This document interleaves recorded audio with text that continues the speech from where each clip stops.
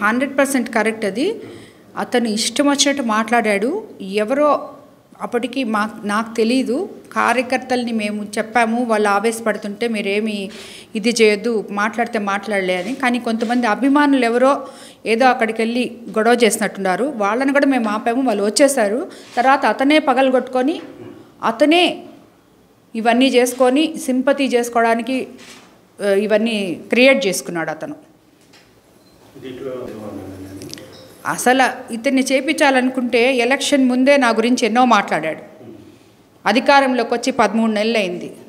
మన ప్రభుత్వం అది కూడా 164 సీట్లతో మనం అధికారంలో ఉన్నాం. పోలీస్ వ్యవస్థ మన దగ్గర ఉంది.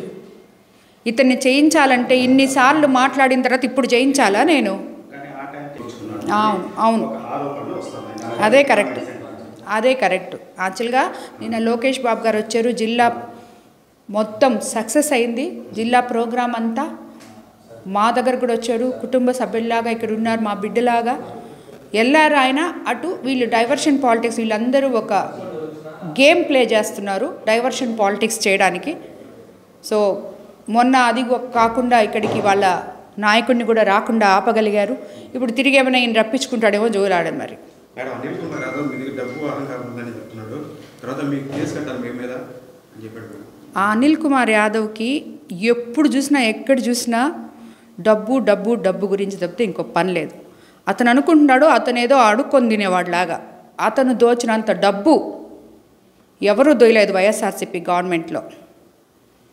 ముందు అతని విందగాన సిఐడి ఎంక్వైరీ చేస్తే సక్కంగా వస్తాడు. అప్పుడప్పుడు వచ్చి కాన్స్టిట్యున్సీ లేకుండా ఇదేదో అంటారు చూడండి, తళుకును మెర్చి 4 మాటలు మాట్లాడి 13 నెలల నుంచి కార్యకర్తల్ని గాలి కొదిలేసి తిరిగే ఇతను కూడా మాట్లాడాడు అంటే దానికి అర్థమే ఉంది.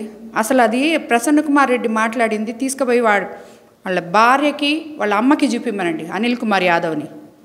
వాళ్ళు కానీ ఇతన్ని చంపలు వాయించకపోతే దాని తర్వాత ప్రసన్నకి సపోర్ట్ చేయమనండి.